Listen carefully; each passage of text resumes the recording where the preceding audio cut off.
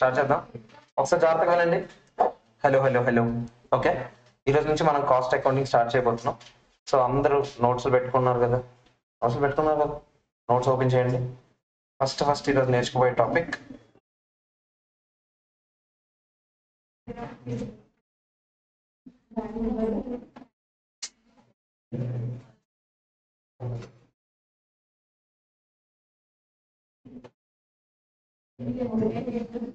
Open చేయండి అందరూ. First అందరు హెడ్డింగ్ పెట్టుకోండి.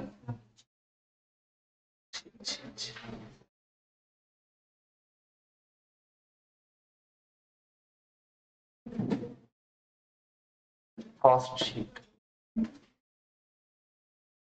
హెడ్డింగ్ పెట్టుకోండి అందరూ. Cost sheet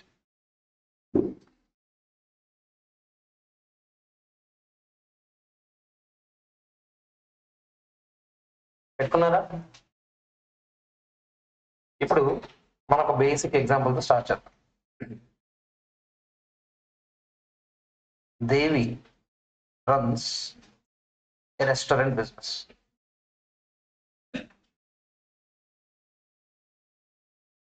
Taran works as a chef. Taran chef na restaurant. ఓకేనా? Taran works as a chef. ఇది బేసిక్, ఇది మన ఎగ్జాంపుల్. దీని మీద ఇకపై మొత్తం డిస్కషన్ అంతా ఉంటుంది. ఓకేనా? ఇప్పుడు నాకు చెప్పండి, మీరే ఇప్పుడు కూర్చొని ఒక హోటల్ బిజినెస్ పెడదాం అనుకుంటున్నారు. మన వాళ్ళు కాదు సిఎస్ఎంఎల్ అని అన్ని మూసేసి మనం ఏం చేస్తున్నాం, హోటల్ పెట్టుకుందాం. ఓకేనా? సో ఒక హోటల్ పెట్టేటప్పుడు మీకు ఏ ఖర్చులు అవుతాయి అని నేను మీకు అడిగాను అనుకోండి, ప్రశాంతంగా ఆవేశపడకుండా నాకు ఇప్పుడు ఏం కావాలంటే ఎలిమెంట్స్ ఆఫ్ కాస్ట్, అంటే ఏ ఖర్చులు అవ్వబోతున్నాయి ఒక రెస్టారెంట్ బిజినెస్ కి. మెల్లమెల్లగా ఒకటిగా చెప్పండి. ఏం కావాలి? శానిటరీస్ కావాలా?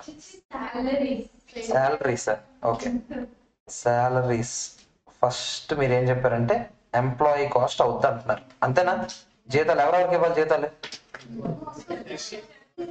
షెఫ్ కి ఇవ్వాలి. షెఫ్ కి వెయిటర్ కి తేడా ఏంటి?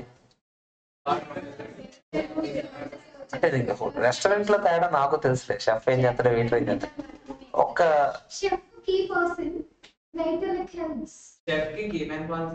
కీమెన్ పాలసీ కిందకి వెళ్ళిపోతున్నారు కదా, అవన్నీ ఎందుకు రా మనకి.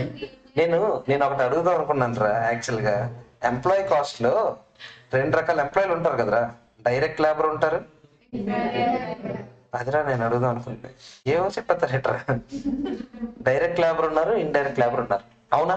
సో మీరు నాకు చెప్పండి, డైరెక్ట్ లేబర్ ఎంప్లాయీ కాస్ట్ లో డైరెక్ట్ లేబర్ ఉండొచ్చు, ఇండైరెక్ట్ లేబర్ ఉండొచ్చు, అవునా? ఎంప్లాయీస్ అందాం ఫస్ట్. కాదు ఎంప్లాయీ కాస్ట్ వస్తే ఎంప్లాయీస్ అందాం, ఏ రాయొద్దు అప్పుడు ఎవరు. ఇప్పుడు నాకు చెప్పండి, డైరెక్ట్ లేబర్ కి ఎగ్జాంపుల్ ఎవరు చెప్పొచ్చు మన రెస్టారెంట్ బిజినెస్ లో? డైరెక్ట్ గా ప్రొడక్షన్ లో అవసరం అయ్యేవాడు, అంటే డైరెక్ట్ గా బేసిక్ గా ఉండేవాడు, అంటే ఎవడు? షెఫేనా? ఎగ్జాంపుల్ షెఫ్ కి ఇచ్చే జీతాలు, అవునా? షెఫే కాదు, అక్కడ మన రెస్టారెంట్ బిజినెస్ లో వడ్డించేవాడు కూడా మెయినే. సో వెయిటర్ కూడా మెయినే మనకి రెస్టారెంట్ బిజినెస్ కి అయితే. ఓకేనా? అదే ఇప్పుడు ప్రొడక్షన్ ఆఫ్ యూనిట్స్ అనుకోండి. ఫర్ ఎగ్జాంపుల్ మీరు ఏం చెప్పాలి, ఆ ప్రొడక్షన్ లో ఎవరెవరైతే ఇన్వాల్వ్ అయ్యారు వాళ్ళందరూ కూడా మన మెయిన్ లేబర్ కింద వస్తారు, అవునా? మీరు నాకు చెప్పండి మరి. సరే షెఫ్ ఒక పని చేద్దాం మనం, ఎవరు రాయలేదు కదా ఇంకా, ఒక పని చేద్దాం, మనం బిజినెస్ మారుద్దాం. Devi runs a manufacturing business. ఏం మ్యానుఫ్యాక్చర్ చేస్తాడంటే బ్రాకెట్ లో బ్రెడ్. కొంచెం రిచ్ గా చేసుకున్న ఎగ్జాంపుల్ అయినా కార్లు ఏవో తయారు చేస్తాడు అనుకో. ఓకేనా? ఇప్పుడు నేనేం కార్, నా బండి రాదు. ఇప్పుడు కార్ తొక్కలేండి ఇప్పుడు నేను ఇక్కడికి వచ్చి, జస్ట్ అనుకోవడానికి రిచ్ గా ఉండదు. ఓకేనా? తరుణ్ వర్క్స్ యాజ్ తరుణ్ వద్దు మరి. ఇంకా తరుణ్ అందరూ చాలా మంది ఉంటారు, ఇంకా కార్ కంపెనీ పెట్టారని ఇంకా తరుణ్ కూడా ఉంటాడు పక్కడికి వదిలేతాను. ఇప్పుడు ఎంప్లాయ్ ఎవరెవరు ఉంటారు చెప్పండి? డైరెక్ట్ లేబర్ అంటే ఎవరెవరు ఇప్పుడు చెప్పండి? డైరెక్ట్ లేబర్ అంటే ఒక కార్స్ తయారు చేయడానికి నాకు కావాల్సిన డైరెక్ట్ లేబర్ ఎవరు? ఇంజనీర్స్ కావాలా లేదా చెప్పండి? ఇంజనీర్స్, డిజైనర్స్ కావాలి, నాకు టెక్నీషియన్లు కావాలి. అదే బేసిక్ వాళ్ళందరూ ఇంజనీర్ లోకి వస్తారనుకో. ఓకేనా? సో అది మెకానికల్ ఇంజనీర్ అవ్వండి, ఏ ఇంజనీర్ అవనివ్వండి, వాళ్ళందరూ ఇందులోకి వస్తారు. సమ్ లేబర్ కూడా కావాలి ఆబ్వియస్లీ, మరి నాకు తయారు చేయడానికి డైలీ లేబర్ కూడా కావాల్సిన అవసరం ఉండొచ్చు. ఓకే, ఇది నాకు డైరెక్ట్ లేబర్. మరి నాకు ఇండైరెక్ట్ లేబర్ ఎవరు చెప్పండి? వాచ్మెన్ కావాలి కదా మరి, అంతే కదా. మరి ఫ్యాక్టరీకి వాచ్మెన్ ఉండాలా లేదా? మరి అడిగి జీతం ఎవరా ఇవ్వాలి కదా. ఇంకా ఇప్పుడు ఆ గూడ్స్ లైక్ రా మెటీరియల్ అంతా మన ఫ్యాక్టరీలో స్టోరేజ్ వచ్చినప్పుడు అక్కడ నుంచి తీసుకొస్తాం కదా క్లోరైడ్స్ అంటే ఎవరి గురించి చెప్తున్నారు? Labour who helps in bringing that. అదే బేసిక్ గా ఇండైరెక్ట్ లేబర్ గురించి చెప్తున్నారా? ఓకే, అదే ట్రాన్స్పోర్టేషన్ కోసం ఎవరైనా లేబర్ పనిచేస్తే ఇంకా అంత మిగతా అందరు బ్యాచ్ అంతా ఇంట్లోకి వచ్చేస్తారు. నేను అడిగింది ఓన్లీ లేబర్ కాస్టే. మీరు ఎక్కడెక్కడికో వెళ్ళిపోతున్నారు, అడ్వర్టైజ్మెంట్ అవన్నీ వద్దు. నేను ఇండైరెక్ట్ లేబర్ గురించి అడుగుతున్నా. లేబర్ లో డైరెక్ట్ లేబర్ ఎవరు, ఇండైరెక్ట్ లేబర్ ఎవరు? అంటే వాచ్మెన్ కానీ సూపర్వైజర్ కావాలా లేదా? మరి ఇప్పుడు మొత్తం ఒకడు కూర్చొని మొత్తం ఏం జరుగుతుంది ఏంటని సూపర్వైజ్ చేయాలా? ఆడేమైనా డైరెక్ట్ గా మ్యానుఫాక్చరింగ్ లో ఇన్వాల్వ్ అవుతాడా? అవ్వడు. కానీ ఆడు ఉండాలి. ఇప్పుడు బేసిక్ ఇది ఏంటంటే వీళ్ళు డైరెక్ట్ గా కార్ తయారు చేయడానికి అవసరం లేదు, అలాగని వీళ్ళు లేకపోతే పని అవుద్దా అంటే అవ్వదు. వీళ్ళు కూడా అవసరమే కంపెనీకి, అవునా కదా చెప్పండి? వీళ్ళందరూ ఎందులోకి వస్తారు? ఇండైరెక్ట్ లేబర్ లోకి వస్తారు. ఓకేనా కదా చెప్పండి? క్లియరా కదా? ఒకటి చెప్పారు మీరు, ఎంప్లాయీస్ కావాలి, మనుషులు ఉండాలి బేసిక్ గా. ఇంకేం కావాలి? మెటీరియల్ కావాలి కదా మరి, అవునా కదా చెప్పండి? So main materials. మళ్ళీ మెటీరియల్స్ లో రెండు రకాలు, డైరెక్ట్ మెటీరియల్స్, ఇండైరెక్ట్ మెటీరియల్స్. మళ్ళీ ఇందులో రెండు ఏంటి ఉన్నాయి చూద్దాం. డైరెక్ట్ మెటీరియల్స్ ఏంటి చెప్పండి? కార్ తయారు చేయడానికి డైరెక్ట్ మెటీరియల్. మెషినరీ కాదు, నేను రా మెటీరియల్ గురించి మాట్లాడుతున్నాను. మీరు క్యాపిటల్ అసెట్ గురించి చెప్పేస్తారు. మెషిన్ తయారు చేయడం పెద్ద పెద్ద, అదే కార్ తయారు చేయడం పెద్ద పెద్ద మెషిన్స్ గురించి చెప్తున్నారు. నేను క్యాపిటల్ ఎక్స్పెండిచర్ అడగట్లే. Day to day operating expenses లో డైరెక్ట్ మెటీరియల్స్ ఏవి, ఇండైరెక్ట్ మెటీరియల్స్ ఏవి? కార్ తయారు చేయడానికి టైర్లు కావాలి, అవునా? ఇంజిన్ కావాలి, ఐరన్ కావాలి, అవునా కదా చెప్పండి? ఐరన్ కావాలి, ఇంకా ప్లాస్టిక్ అవసరం కూడా నాకు ఉండొచ్చు, బ్రేక్లకి వాటికి దేనికైనా అయ్యొచ్చు. గ్లాసులు కావాలి, కుషన్ కావాలి, ఇవన్నీ డైరెక్ట్ మెటీరియల్ కార్ తయారు చేయడానికి, అవునా? మరి ఇండైరెక్ట్ మెటీరియల్ ఏం కావాలి చెప్పండి? పెయింట్ కూడా డైరెక్ట్ మెటీరియల్ లోకి వెళ్తుంది. మరి పెయింట్ కూడా ఖచ్చితంగా కావాలి. నట్లు బోల్ట్లు ఎందులోకి వెళ్తాయి? నట్లు, బోల్ట్లు, స్క్రూలు, తొక్క, ఇంకా ఇవే కాదు. మరి నట్లు బోల్ట్లు బిగించాలంటే మరి టూల్స్ కావాలా లేదా చెప్పండి? మరి ఇప్పుడు ఈ నట్స్ కి బోల్ట్స్ కి మరి స్పేర్ పార్ట్స్ కావాలా లేదా చెప్పండి? అది స్పేర్ పార్ట్స్ అంటారు, దాన్ని ఏమంటారు? స్పేర్స్ అని అనుకోండి. స్పేర్స్ అంటే ఏంటి నా ఉద్దేశం? సుత్తి, లేకపోతే తొక్క, తోటకూర, చిన్న చిన్న వస్తుంది. క్యాపిటల్ ఎక్స్పెండిచర్ గురించి మాట్లాడలేదు నేను. ఓకేనా? నేను స్టీరింగ్ డైరెక్ట్ లోకి వస్తుంది. స్టీరింగ్ లేకపోతే కార్ నడుస్తుందా? సో డైరెక్ట్ మెటీరియల్ లోకి వస్తుంది. ఓకేనా? ఆ స్టీరింగ్ ని నువ్వు కార్ తో ఫిక్స్ చేయడానికి ఏదైనా గమ్ కానీ ఏదైనా వాడావనుకో ఫర్ ఎగ్జాంపుల్, అవన్నీ ఇండైరెక్ట్ మెటీరియల్ లోకి వస్తాయి. అవి కూడా డైరెక్ట్ మెటీరియల్ లోకి వస్తాయి. నీకు ఏదైనా సరే ఒక ప్రొడక్షన్ కోసం అవసరమయ్యేవన్నీ కూడా, అంటే కార్లో నీకు డైరెక్ట్ గా కనిపిస్తున్నాయి అనుకో, అవి ఒక ముఖ్య పార్ట్ లాగా, అవన్నీ నీకు డైరెక్ట్ మెటీరియల్ లోకి వస్తాయి. ఓకేనా కదా చెప్పండి? క్లియరా కదా? డైరెక్ట్ మెటీరియల్ అయిపోయింది, ఇండైరెక్ట్ మెటీరియల్. ఇంకా ఇవి కాకుండా ఇంకే ఖర్చులు ఉంటాయి? ఇంకో ఖర్చు ఫస్ట్, ఇంకా మిగతా రెండే, మిగతా పెంట ఖర్చులు అన్ని కలిపి. ఇవి కాకుండా ఇంకే ఖర్చులైనా కూడా వాటన్నిటికీ ఒకటే పేరు, ఓవర్ హెడ్స్. ఏ ఖర్చులైనా కూడా ఓవర్ హెడ్స్. ఓకేనా? అంటే మెయిన్ ఖర్చులు కాకుండా నాకు ఇంకేమైనా ఇండైరెక్ట్ గా కొన్ని ఖర్చులు అయితే అవన్నీ ఖర్చుల్ని ఓవర్ హెడ్స్ అంటాం. కాకపోతే దానికన్నా ముందు మీరు ఇంకో దాని గురించి తెలుసుకోవాలి. దాని పేరు డైరెక్ట్ ఎక్స్పెన్సెస్. కార్ తయారు చేయడానికి డైరెక్ట్ ఎక్స్పెన్స్ కూడా ఉంటాయంట. డైరెక్ట్ ఎక్స్పెన్స్ అంటే పెద్దగా ఇందులో ఏ ఎగ్జాంపుల్స్ ఉండవు. ఎందుకంటే కొంతమంది ఏమంటారంటే ఇది డైరెక్ట్ లాగానే ఉంది, ఇండైరెక్ట్ లాగానే ఉంది, దీన్ని ఇండైరెక్ట్ కూడా అనొచ్చు కదా అనే థాట్ వస్తుంది. కాకపోతే మనం ఎగ్జామ్ పర్పస్ కి డైరెక్ట్ ఎక్స్పెన్సెస్ అంటే అది కొన్ని ఎగ్జాంపుల్స్ ఇస్తాడు, అవి మాత్రం డైరెక్ట్ అని మీరు గుర్తుపెట్టుకోవాలి. అందులో ముఖ్యంగా డైరెక్ట్ ఎక్స్పెన్స్ అని ఒకటి మాత్రం క్లాసిఫై చేయగలం, రాయల్టీస్. అంటే ఏంటి తెలుసా? ఇప్పుడు ఈ కార్ కి ఇంజిన్ ఉంది కదా, ఆ ఇంజిన్ ఇంకెవడో డిజైన్ చేశాడు. ఓకేనా? వాడి దగ్గర నుంచి మనం రాయల్టీ తీసుకున్నాం. ఎన్ని కార్స్ తయారు చేస్తే ప్రతి ఇంజిన్ కి నీకు ఎంత ఇస్తానని చెప్పాను నేను. ఓకేనా? ఈ ఎక్స్పెన్స్ ఏమవుతుంది? డైరెక్ట్ ఎక్స్పెన్స్ అవుతుందని చెప్పారు. ఓకేనా? యాక్చువల్ గా అయితే ఇది ఇండైరెక్ట్ ఎక్స్పెన్స్ లాగానే కనిపిస్తుంది చూడడానికి. బట్ అది ఏమన్నారంటే కొన్ని మాత్రం మేము ఇప్పుడు చెప్తాము అవి డైరెక్ట్ ఎక్స్పెన్స్ లోనే పెట్టమని చెప్పారు. మీరు అవి డైరెక్ట్ ఎక్స్పెన్స్ లోనే క్లాసిఫై చేయాలి. చాలా ఫ్యూగా ఉంటాయి, 4-5 పేర్లు ఉంటాయి ఎంత బాగా. ఓకేనా? తర్వాత ఇవి కానివన్నీ మీకు తీసుకెళ్ళి ఎందులో తోసిమన్నాను? ఓవర్ హెడ్స్ లో తోసిమన్నాను. ఓవర్ హెడ్స్ లో మళ్ళీ 3 రకాలు. ఓవర్ హెడ్స్ లో 3 రకాలు ఏంటంటే చెప్తాను ఒకసారి. Factory over heads. ఫ్యాక్టరీలో అయ్యే పనికి మాలిన ఖర్చు. ఫ్యాక్టరీలో ఇంకా పనికి మాలిన ఖర్చులు ఏముంటాయి చెప్పండి? రెంట్ కట్టాలి, ఎలక్ట్రిసిటీ బిల్ కట్టాలి, వేజెస్ మళ్ళీ ఎందులోకి వెళ్తుంది? లేబర్ లోకి వెళ్తుంది. అర్థమైంది? ఇంకా ఏదన్నా ఫ్యూయల్, ఆ ఫ్యూయల్ వాడాలి, అంతే కదా. మరి ఫ్యూయల్ అంటే మెషిన్ నడవడానికి ఫ్యూయల్ అవసరం అవుతుందా లేదా చెప్పండి? ఆ ఫ్యూయల్ వాడచ్చు. ఇంకా ఫ్యాక్టరీలో ఇంకే ఖర్చులు అవ్వచ్చు? Power, electricity. ఎలక్ట్రిసిటీలో పెట్టారు కదా. ఇంకా ఒక ప్రొడక్షన్ యూనిట్ లోపలే ఏదైనా ట్రాన్స్పోర్టేషన్ జరుగుతుంది అంటే ఫర్ ఎగ్జాంపుల్ ఇక్కడ నుంచి ఇంకో దగ్గర తీసుకెళ్తున్నాం, దానికోసం ఏదైనా హ్యాండ్లింగ్ ఛార్జెస్ అయ్యాయి అనుకోండి, ఆ హ్యాండ్లింగ్ ఛార్జెస్ కానివ్వండి అవన్నీ కూడా ఇందులోకి వెళ్తాయి, ఫ్యాక్టరీ ఓవర్హెడ్స్ లోకి వెళ్తాయి. ఓకే, ఇంకా అప్పుడు ఎత్తుక్కున్నోడికి ఎత్తుక్కున్నది దొరుకుతాయి. ఓకేనా. ఇప్పుడు మరి అలాగే మెషిన్స్ మీద మెయిన్ మెషిన్ ఉన్నది కదా, మెషిన్ అనేది క్యాపిటల్ ఎక్స్పెండిచర్, బట్ మెషిన్ మీద డెప్రిసియేషన్ ఏమవుతుంది, రెవెన్యూ ఎక్స్పెన్స్ అయినా డెప్రిసియేషన్ ఎక్కడ ఉంటుంది, పిఎండ్ఎల్ అకౌంట్ లో డెబిట్ సైడ్ ఉంటుందా లేదా చెప్పండి. మెషిన్ కాస్ట్ మొత్తం ఏం కానీ పిఎండ్ఎల్ లో డెప్రిసియేషన్ వేస్తామా లేదా చెప్పండి. మరి ఇప్పుడు మరి ఫ్యాక్టరీ ఓవర్హెడ్స్ లోకే కదా వస్తుంది ఆ machine depreciation. Machine depreciation factory overheads లోకి వస్తుంది, ఫ్యాక్టరీ బిల్డింగ్ తాలూకు డెప్రిసియేషన్ కూడా ఇందులోకి వస్తుంది, ఫ్యాక్టరీ ఓవర్హెడ్స్ లోకి వస్తుంది. ఫ్యాక్టరీలో అయ్యే ప్రతి ఖర్చు ఇందులోకి వస్తుంది. ఓకేనా, క్లియర్. ఇప్పుడు రెండు అడ్మినిస్ట్రేషన్ ఓవర్హెడ్స్, మరి ఇందులోకి ఏమొస్తాయి చెప్పండి. అడ్వర్టైజ్మెంట్ వస్తుంది, సెల్లింగ్ కోసం మళ్ళీ సెల్లింగ్ అండ్ డిస్ట్రిబ్యూషన్ ఎక్స్పెన్స్ అని ఒకటి ఉంది. ఓకేనా, selling and distribution over heads మూడోది మంది, మూడో దాంట్లో selling and distribution over heads ఉంటుంది. మార్కెటింగ్ టీమ్ కి ఇచ్చే జీతాలన్న మూడో దాంట్లోకి వెళ్తాయి, selling and distribution over heads. Main నేను అడుగుతుంది ఏంటి, అడ్మినిస్ట్రేషన్ టీమ్ అంటే ఇప్పుడు అకౌంట్స్ టీమ్ ఉంటుందా, అకౌంట్స్ టీమ్ కి ఇచ్చే జీతాలు, మరి మీకు మెయిన్ ఒక ఆఫీస్ ఉంటుందా లేదా చెప్పండి. ఆఫీస్ లో రెంట్, ఆఫీస్ రెంట్ రా ఇందాక ఫ్యాక్టరీ రెంట్, ఇది ఆఫీస్ రెంట్, అర్థమవుతుందా.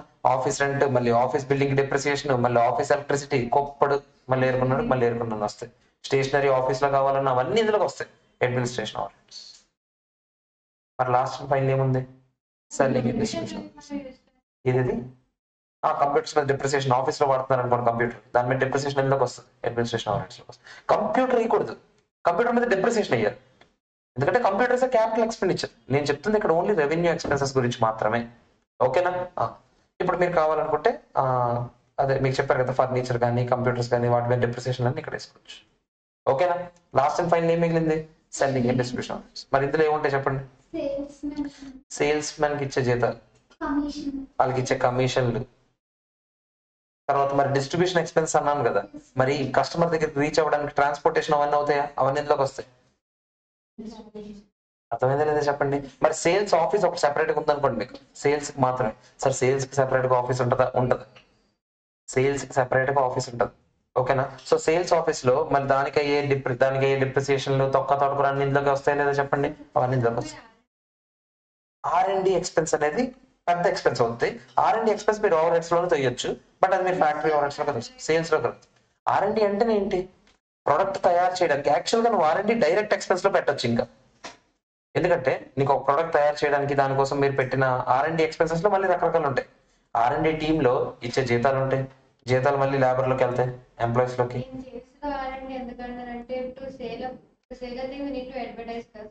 దాన్ని R&D అంటారు. R&D అంటే అది కాదు. R&D అంటే ప్రొడక్ట్ తయారు చేయడానికి నీకు ఒక సెపరేట్ టీం ఉంటుంది, వాళ్ళు ప్రొడక్ట్ ఎలా డిజైన్ చేస్తే బెటర్ అని ఆలోచిస్తారు చూడు, వాళ్ళు R&D టీం అన్నారు. నువ్వు చెప్పినవన్నీ కూడా ఈ సేల్స్ టీమ్ లోకి వస్తాయి. నువ్వు చెప్పినవి ఏంటి, ప్రొడక్ట్ ఎలా అమ్మాలి అని. సో వాళ్ళందరూ సెల్లింగ్ టీమ్, వాళ్ళందరూ సేల్స్ అండ్ డిస్ట్రిబ్యూషన్ ఎక్స్పెన్స్ లోకి వస్తాయి. కానీ మీరు ఇక్కడ గుర్తుపెట్టుకోవాల్సిన విషయాలు, మెటీరియల్స్ లో ఇండైరెక్ట్ మెటీరియల్ కూడా ఓవర్ హెడ్ అవుద్ది, ఎంప్లాయీస్ లో ఇండైరెక్ట్ లేబర్ కూడా ఓవర్ హెడ్ అవుద్ది. ఓకేనా. అంటే ఇక పైన ఇండైరెక్ట్ లేబర్, ఇండైరెక్ట్ మెటీరియల్స్ కూడా ఇందులో చూపిస్తాం, మనం ఓవర్ హెడ్స్ లోకే చూపిస్తాము. అర్థమైంది లేదా చెప్పండి. డైరెక్ట్ మెటీరియల్ మాత్రమే మెటీరియల్. అంటే ఇక పైన నేను కాస్ట్ షీట్ చెప్పేటప్పుడు మెటీరియల్ అని అన్నానంటే అదే మెటీరియల్ గురించి మాట్లాడుతున్నాను, డైరెక్ట్ మెటీరియల్. ఇండైరెక్ట్ మెటీరియల్ అని అన్నానంటే దేని గురించి మాట్లాడుతున్నట్టు, నేను ఓవర్ హెడ్స్ గురించి మాట్లాడుతున్నాను. So direct material, direct labour, direct expenses, ఈ మూడు డైరెక్ట్లు పక్కన పెట్టేస్తే మిగతావన్నీ కూడా ఏంటి, ఓవర్ హెడ్స్. అర్థమైంది లేదా చెప్పండి. కస్టమర్ కేర్ కూడా సెల్లింగ్ అండ్ డిస్ట్రిబ్యూషన్ ఎక్స్పెన్స్. ఇప్పుడు నీకు కస్టమర్ కేర్ ఆఫీస్ ఒకటి ఉంది అంటే just only customer complaints handle చేస్తారు, లేదా కస్టమర్ క్వైరీస్ హ్యాండిల్ చేస్తారు, అవన్నీ ఇందులోకి వస్తాయి, సెల్లింగ్ అండ్ డిస్ట్రిబ్యూషన్ ఆఫీస్. అర్థమైందా లేదా చెప్పండి, క్లియరా కాదా, ఇది మ్యాటర్. ఇవి ముఖ్యంగా ఎలిమెంట్స్ ఆఫ్ కాస్ట్. ఇవి సార్ ఇంతేనా దీని గురించి డిస్కషన్ కాదు, ఇవన్నీ ఒక్కొక్కటి ఒక్కొక్క చాప్టర్. ఇప్పుడు మీ చాప్టర్స్ లో ఫస్ట్ సబ్ చాప్టర్, అదే first chapter elements of cost heading లో ఒకటి మెటీరియల్స్, ఇంకోటి ఎంప్లాయీస్. సిఏ ఇంటర్వల్ కి అయితే ఈ రెండు కలిపి ఉంటుంది, ఎంప్లాయీస్ డైరెక్ట్ ఎక్స్పెన్సెస్ చిన్న పార్ట్ ఉంటుంది డైరెక్ట్ ఎక్స్పెన్సెస్. సిఎం ఇంటర్వల్ కి అయితే ఇదొక చాప్టర్, ఇదొక చాప్టర్, ఇదొక చాప్టర్, ఇదొక చాప్టర్, 4 చాప్టర్. అర్థమైందా. సో 4 చాప్టర్స్ లో మనం డీటెయిల్ గా డిస్కస్ చేస్తాం, బట్ ఏవేవి ఉండబోతున్నాయని మనకు ఆ మాత్రం అవగాహన ఉండాలి ఇక్కడ మ్యాటర్. అర్థమైందా లేదా చెప్పండి. సో మెటీరియల్స్ చాప్టర్ లో నేను ఇండైరెక్ట్ మెటీరియల్స్ గురించి మాట్లాడొచ్చు, కానీ ఆ ఇండైరెక్ట్ మెటీరియల్స్ మనం కాస్ట్ షీట్ లో సెపరేట్ గా చూపిస్తామా? చూపించము. అవన్నీ ఇందులో భాగంగా చూపిస్తాము, ఓవర్ హెడ్స్ లో భాగంగానే చూపిస్తాము. అర్థమైందా లేదా చెప్పండి, క్లియరా కాదా? సో ఎలిమెంట్స్ ఆఫ్ కాస్ట్ అంటే ఈ 4 మనకి elements of cost. Okay, clear. So మనం ఇప్పుడు ఏం చేద్దాం అంటే, మీరు ఎలిమెంట్స్ ఆఫ్ కాస్ట్ అని హెడ్డింగ్ పెట్టుకొని ఇండైరెక్ట్ మెటీరియల్, ఇండైరెక్ట్ లేబర్ ఈ రెండు కూడా ఏమవుతాయని చెప్పాను నేను, ఓవర్ హెడ్స్ ఓన్లీ, అవి కూడా ఓవర్ హెడ్స్. ఓకేనా, క్లియరా? ఇప్పుడు హెడ్డింగ్ పెట్టుకోండి, ఎలిమెంట్స్ ఆఫ్ కాస్ట్ అని హెడ్డింగ్ పెట్టుకోండి. ఈ 4 ఎలిమెంట్స్ గురించి రాయాలి. మీరు సార్ ఇందులో ఇవి వస్తాయి ఇలాంటి డౌట్ ఉంటే ఏం కంగారు పడకండి, మనం ప్రతిదీ చాప్టర్లోకి వెళ్ళాక డీటెయిల్ గా డిస్కస్ చేస్తాం. బట్ ఇక్కడ కాస్ట్ షీట్ చెప్పాలి నేను ఇప్పుడు. కాస్ట్ షీట్ అంటే బేసిక్ గా ఇవన్నీ ఉంటాయని చెప్తాను అనమాట. అప్పుడు మనం దాని గురించి ఇన్ డీటెయిల్ గా తెలియకపోయినా ఓకే, ఒక డైరెక్ట్ మెటీరియల్ ఇస్తే అది ఇది అని ఆ మాత్రం అవగాహన ఉంటే చాలు. ఓకేనా, సో దానికోసం మాత్రమే. సో ఫస్ట్ మీరు ఏం చేస్తారంటే ఎలిమెంట్స్ ఆఫ్ కాస్ట్ అని హెడ్డింగ్ పెట్టుకొని 4 సబ్ హెడ్డింగ్స్ పెట్టుకోండి. ఫస్ట్ హెడ్డింగ్స్ మాత్రం పెట్టుకోండి, material, employee, direct expenses, overheads. ముందు హెడ్డింగ్స్ పెట్టుకోండి, 4 హెడ్డింగ్స్.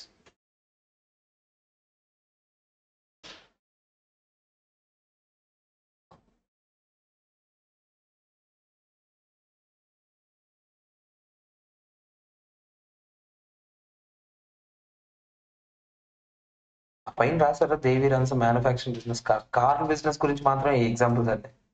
ఓకేనా, బిజినెస్ మార్చే కొద్దీ గొప్పడు వస్తాయి మళ్ళీ.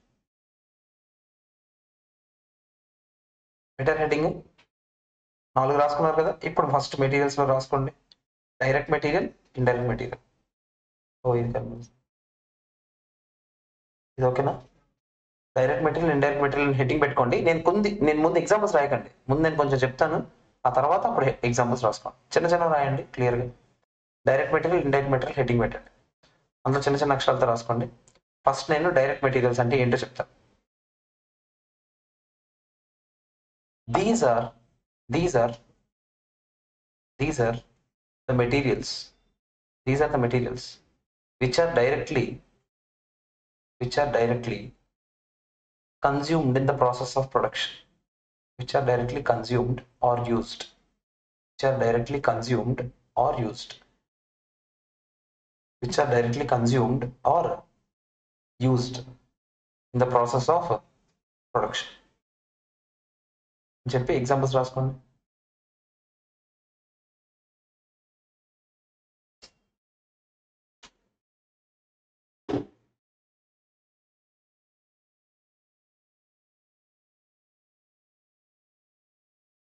అక్కడ ఉన్న ఎగ్జాంపుల్స్ రాసుకోండి.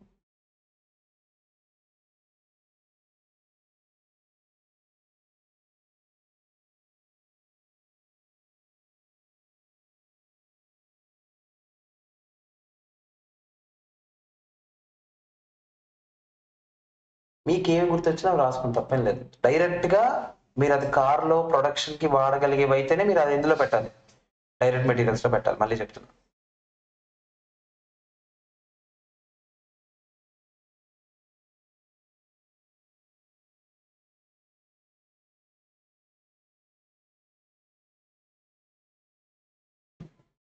ఎగ్జాంపుల్ టైర్లు, ఇంజిన్లు, ఐరన్, ఏదైనా కొంచెం కనిపించేది క్లియర్ గా నీ కార్ లో కనిపిస్తుంది అనుకో బయటికి, అప్పుడు అవి తీసుకెళ్ళి అందులో పెట్టు.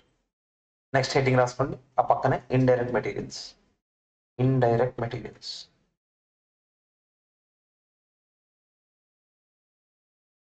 These cannot be directly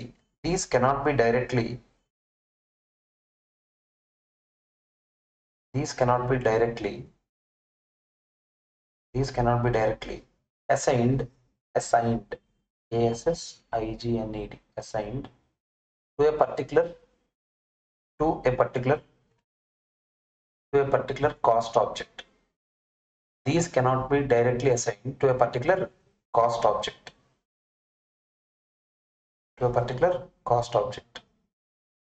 but they are essential for production. అంటే డైరెక్ట్ గా ఇది కార్ లో కనిపిస్తుంది అని చెప్పలేం, కానీ ఇది లేకపోతే కార్ ప్రొడక్షన్ అవుద్దా? అవ్వదు.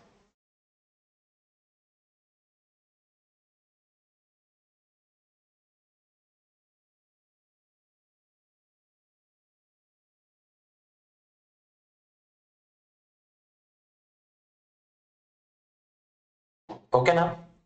అందులో ఎగ్జాంపుల్స్ రాసుకోండి. నట్లు, బోల్ట్లు, స్క్రూలు, స్పేర్లు.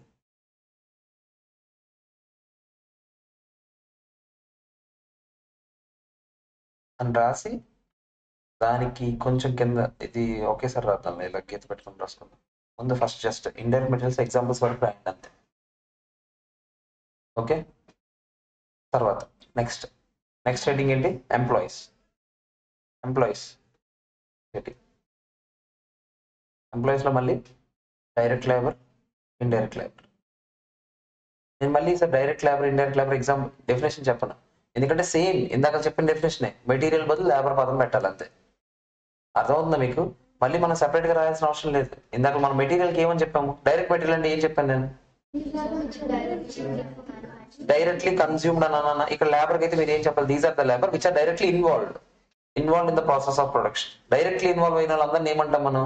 డైరెక్ట్ లేబర్ అంటాం. ఇండైరెక్ట్ గా ఇన్వాల్వ్ అయ్యారు అంటే ఇది పెద్దగా అవసరం లేదు, కానీ లేకపోతే నడవద్దు అన్న వాళ్ళందరూ ఎందులోకి వస్తారు? Indirect labour. ఓకేనా కదా? చెప్పండి. సో డైరెక్ట్ లేబర్ లో ఎగ్జాంపుల్స్ రాసుకోండి. Engineers, designers, technicians.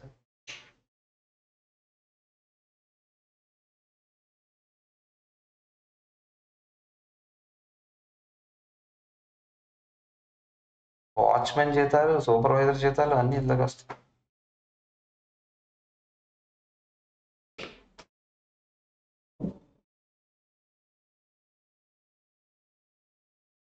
ఇన్ఛార్జ్ ఎవడైనా ఉన్నాడు, ఇన్ఛార్జ్ శాలరీలు అన్ని ఇందులోకి వస్తాయి.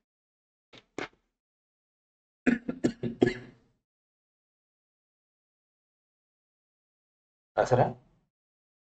అది రాసాక మీరు జస్ట్ ఏం చేయాలి? కింద ఇండైరెక్ట్ మెటీరియల్ ని, ఇండైరెక్ట్ లేబర్ ని రెండింటిని ఆరో మార్క్స్ పెట్టుకొని, ఆ రెండింటి పేరు ఏంటి? Over heads. ఇకపైన వాటిని ఓవర్ హెడ్స్ అన్నారు.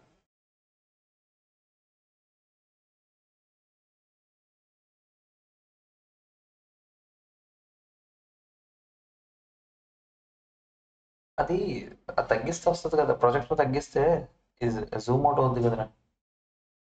ఆ తగ్గించడం రాదా? లేకపోతే అవ్వదు? రిమోట్ అక్కర్లేదా?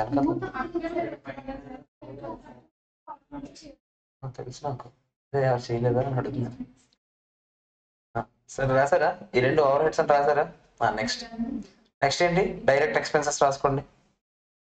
Direct expenses.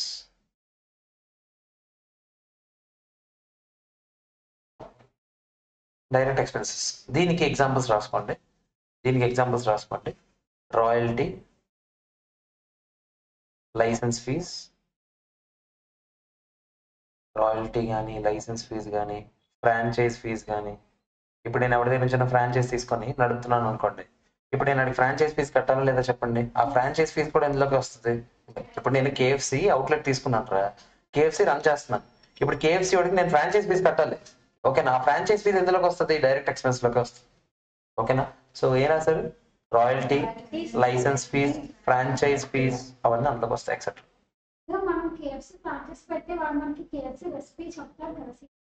చెప్తారు, బట్ లీగల్ గానే. అంటే మీరు అది ఎక్కడైనా బయట డిస్క్లోజ్ చేస్తే దప్పుడు. తర్వాత నెక్స్ట్ రాసుకోండి. చేసుకొని తినడానికి నువ్వు కేఎఫ్సి అవుట్లెట్ తీసుకుంటావు. సూపర్ రా నాన్న. రాసుకోండి. Next overheads. Last heading overheads.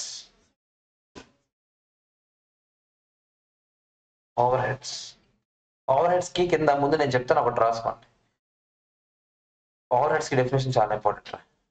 Overheads are those expenses. చాలా చాలా ఇంపార్టెంట్, మళ్ళీ చెప్తున్నా. Overheads are those expenses other than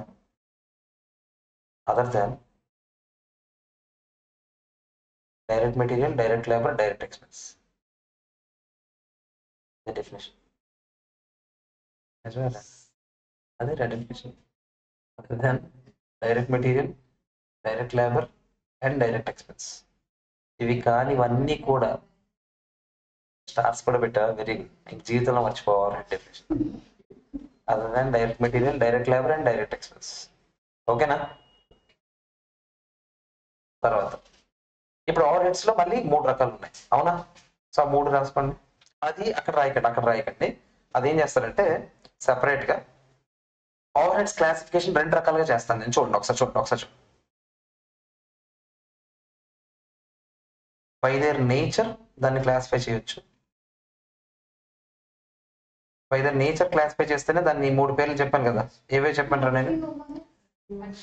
sorry, factory over heads, administration over heads, selling and distribution. మీరు full names రాసుకోండి. Administration, selling and distribution over heads. ఓకేనా? Spellings రాక కాదు, బద్ధకంగా రాయలేదు. ఓకేనా? మళ్ళీ స్పెల్లింగ్ అడ్మినిస్ట్రేషన్ ఆ సైడ్కి ఉంటుంది. ఇంకా ఇటు సైడ్ ఏనా? అటు సైడ్ ఇంకేం లేదు, అంతే. కనిపించలేదా? ఓకే, ఈ 3 రాసుకోండి.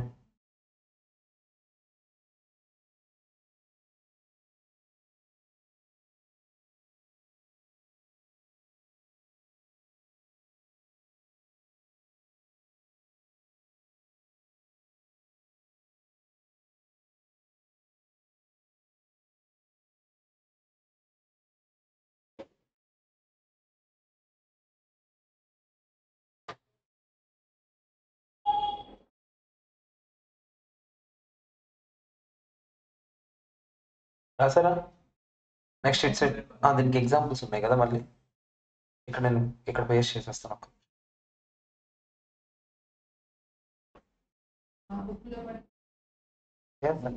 ఈ భర్త కాస్త ఇంకేముందా? పూర్తికి ట్యాబ్లు కావాలి, ట్యాబ్. అదే కదా, నెక్స్ట్ వద్దులే చెప్పలేదు.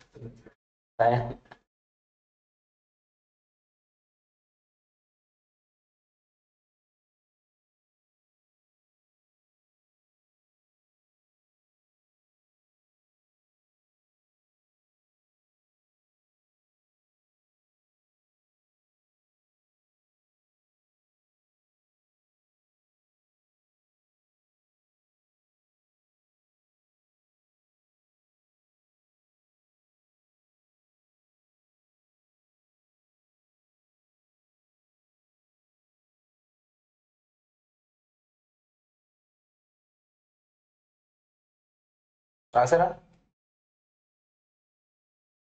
ఏమన్నా పేరు అది మన రేటింగ్లో చెప్తాను, ఏం కాదు. బాగానే ఉందన్నట్టే గ్రేట్. ఏంటది? ఫ్యూయల్ తర్వాత హ్యాండ్లింగ్ చార్జెస్.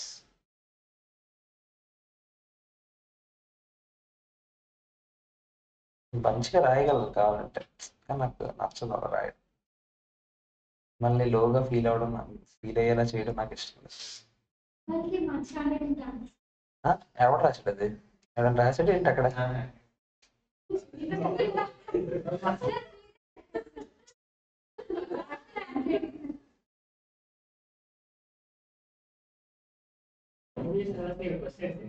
ఏంటది? నాకన్నా తిన్నాను అనుకుంటుందా? ఇప్పటివరకు ఎవరు నాకు పోటీ రాలేడు అనుకుంటా.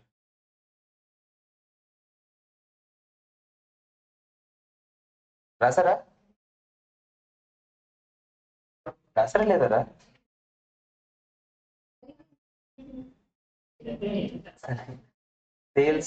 సేల్స్మెన్ శాలరీస్, వాళ్ళకి ఇచ్చే కమిషన్లు, transportation expenses, sales office depreciation,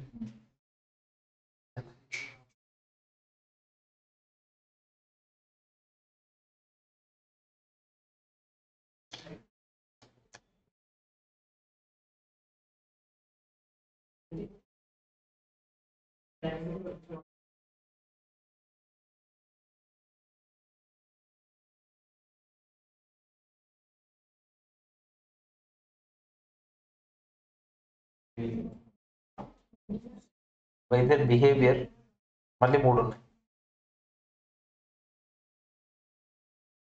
fixed, variable,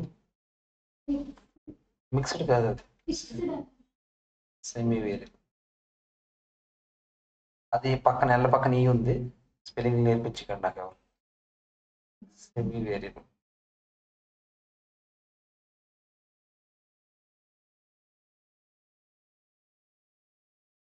fixed, variable, semi variable. Fixed కింద రాసుకోండి, ఏమని రాస్తారు? These expenses are fixed in nature. ఉంటుంది అన్నమాట. మరి దానికి ఇంకేం ఇస్తాను definition? These expense are fixed in nature and they won't change. చెప్తాను కంగారు పడి. These expenses are fixed in nature and they won't change and they ఇంకొందరా and they won't change with increase or decrease in production. With increase or decrease in production. With increase or decrease in production. Example ఎవరైనా చెప్తారు నాకు? ఎంత produce చేసినా ఇంత ఖర్చు అవుతుందట. Example చెప్పండి. Rent, depreciation కూడా. ఆ డిప్రిసియేషన్ మళ్ళీ టైప్స్ ఉంటాయి, రకరకాల type depreciation method. So depreciation అంత ఈజీగా తోసినా, రెంట్ కాకుండా ఇంకేమైనా ఉన్నాయా? ఎలక్ట్రిసిటీ ఎంత ప్రొడ్యూస్ చేసినా కూడా అంతే బిల్ కట్టేస్తావా? అంతే, నిజమే. వాచ్మెన్ కి ఇచ్చే జీతాలు, వాచ్మెన్ శాలరీ కూడా ఇండైరెక్ట్ ఎక్స్పెన్సే కదా. ఇండైరెక్ట్ అంటే అది ఓవర్ హెడ్ కదా, ఓవర్ హెడ్ లేదు వాచ్మెన్ శాలరీ. ఓకేనా? తర్వాత ఆఫీస్ రెంట్, ఇదేం మరి ఇదే రెంట్ సార్? ఇది ఫ్యాక్టరీ రెంట్. ఇష్టం. రెండు ఎగ్జాంపుల్స్ కావాలంటే రెండు రాసుకోండి. ఫిక్స్డ్ గా ఏమున్నా ఇందులో రాసుకోవచ్చు. ఓకేనా? ఒక హద్దు వరకు డిప్రిసియేషన్, స్ట్రైట్ లైన్ మెథడ్ వాడాం అనుకోండి, డిప్రిసియేషన్ కూడా ఏమవుతుంది? ఫిక్స్డ్ ఎక్స్పెన్స్ అవుతుంది. బట్ అది రాయడం ఎందుకు అని రాయట్లేదు.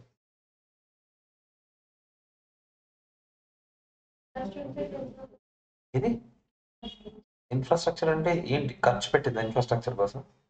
ఇన్ఫ్రాస్ట్రక్చర్ కోసం ఖర్చు పెడితే అది క్యాపిటల్ ఎక్స్పెండిచర్ కదా. క్యాపిటల్ ఎక్స్పెండిచర్ ఇక్కడ నేను రాయను. ఓన్లీ నేను చెప్తున్నాను రెవెన్యూ ఎక్స్పెన్సెస్. ఓకేనా? నెక్స్ట్ వేరియబుల్ ఎగ్జాంపుల్స్ చెప్తారా? మరి వేరియబుల్ డెఫినేషన్ ఏ రాస్తారు చెప్పండి? They change with the change in production. అంతే కదరా? They change with increase or decrease in production. మీ కాస్టింగ్ వచ్చా నాకు చెప్పలేదురా? Hello hello, testing. Okay okay, అలాగే. They change with increase or decrease in production. Examples ఎవరైనా చెప్తారా నాకు? ఎలక్ట్రిసిటీ నేను దాచుంటా, నాకు మూడో దానికి కావాలి, అందుకని. ఇంకా వేజెస్. ఇది ఏంటిది హెడ్డింగ్? ఇది ఓవర్ హెడ్స్ అయితే వేజెస్. ఇండైరెక్ట్ లేబర్ కి ఇచ్చే జీతాలు. ఇందాకలే తను చెప్పినప్పుడు మరి ఇందులో తోసాను కదా నేను, వాచ్మెన్ శాలరీ. ఇందులో దోశ అందులో దోశ. ఇది ఓవర్ హెడ్స్ రా, మెటీరియల్ ఎంప్లాయీ కానివన్నీ. అందుకే నేను డెఫినేషన్ రాయించి చదవండి ఒకసారి. ఓవర్ హెడ్స్ అంటే ఏంటో చదవండి. ఓవర్ హెడ్స్ అంటే అదర్ దాన్. అందుకే ఇప్పుడు అర్థమైందా డెఫినేషన్ ఎందుకు ఇంపార్టెంట్? అది మాట అదర్ దాన్. ఇప్పుడు స్టార్ మార్కెట్ కండి, ఇప్పుడు మిగిలింది. ఓకేనా? మరి వేరియబుల్ ఓవర్ హెడ్స్ లో ఎగ్జాంపుల్స్ ఇంకేం దొరకట్లేదురా మీకు? ఫ్యూయల్ ఉంది, మెషిన్ ఎంతసేపు రన్ అయితే అంత ఫ్యూయల్ కన్జ్యూమ్ చేస్తుంది. మెషిన్ లో ప్రొడ్యూస్ చేస్తున్నాం రా, మెషిన్ నడవాలంటే ఫ్యూయల్ వేయాలా? ఫ్యూయల్ ఎంత మెషిన్ ఎంతసేపు నడిస్తే ప్రొడక్షన్ పెరిగింది అనుకోరా, మెషిన్ ఎక్కువసేపు నడుస్తుంది. మెషిన్ ఎక్కువసేపు నడిస్తే ఫ్యూయల్ ఎక్కువ కన్జ్యూమ్ చేస్తుంది. అంతేనా కదా చెప్పండి? సో ఫ్యూయల్, తర్వాత ఇంకేం రాయొచ్చు? లూబ్రికెంట్స్ ఏవేవి? ప్రొడక్షన్. అదే అప్పుడు ఎంప్లాయీ కాస్ట్ లోకి వస్తుంది. అప్పుడు దీన్ని ఓవర్ హెడ్స్ లోకి తోయకూడదు. అయినా కూడా యూనిట్ బట్టి. ఇప్పుడు తను చెప్పింది ఏంటంటే, ఇప్పుడు ఫర్ ఎగ్జాంపుల్ ఫ్యాక్టరీస్ లో ఎన్ని యూనిట్స్ తయారు చేస్తే అంత జీతం ఇస్తామని చెప్పామనుకోండి, అది కష్టపడిన దాన్ని బట్టి జీతం ఇస్తామన్నా, అయినా కూడా అది ఎంప్లాయీ కాస్ట్ అవుతుంది. ఓవర్ హెడ్స్ లోకి మీరు తోయకూడదు. ఓవర్ హెడ్స్ లోకి ఎంప్లాయీ కాస్ట్ కానివే మాత్రమే ఇంట్లోకి రావాలి. ఓకేనా? సో ఫ్యూయల్, లూబ్రికెంట్స్, ఇంకేదైనా వేరియబుల్ ఓవర్ హెడ్స్ అంటే కమిషన్లు.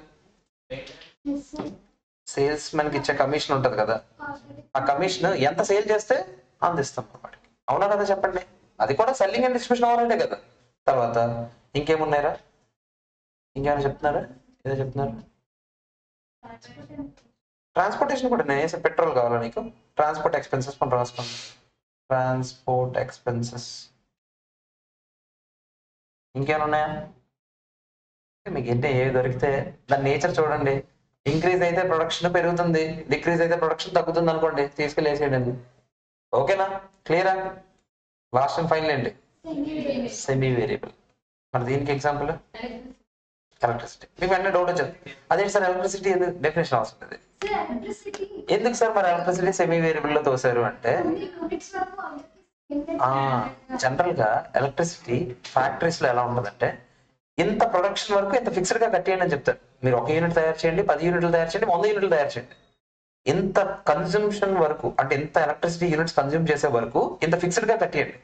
అంతకన్నా కన్జంప్షన్ ఎక్కువ చేస్తే పర్ యూనిట్ కి ఇంత కట్టండి అని చెప్తాడు. సో ఇక్కడ ఏంటి, కొంచెం ఫిక్స్డ్ గా ఉంది, కొంచెం వేరియబుల్ గా ఉంది. దీన్ని ఏమంటాం మనం, సెమీ వేరియబుల్ అంటాం. దీన్ని ఎలా ట్రీట్ చేయాలి నేను చెప్తాను. జస్ట్ ఇప్పుడు దాని పేర్లు ఏంటో చెప్తున్నాను అంతే.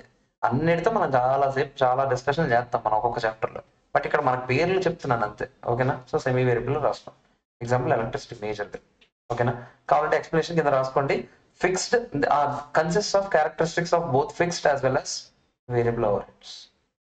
Consist of characteristics of both fixed as well as variable overheads. ఇప్పుడు నేను ఒక బంగారు టేబుల్ గురించి చెప్తాను, రాసుకో. బంగారు టేబుల్ అంటే గోల్డెన్ టేబుల్.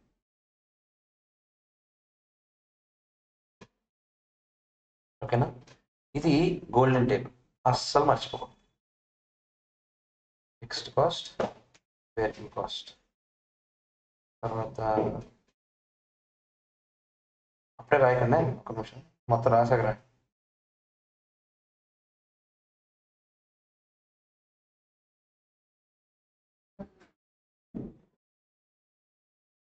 నేను రాయొద్దు, ముందే చెప్తున్నా.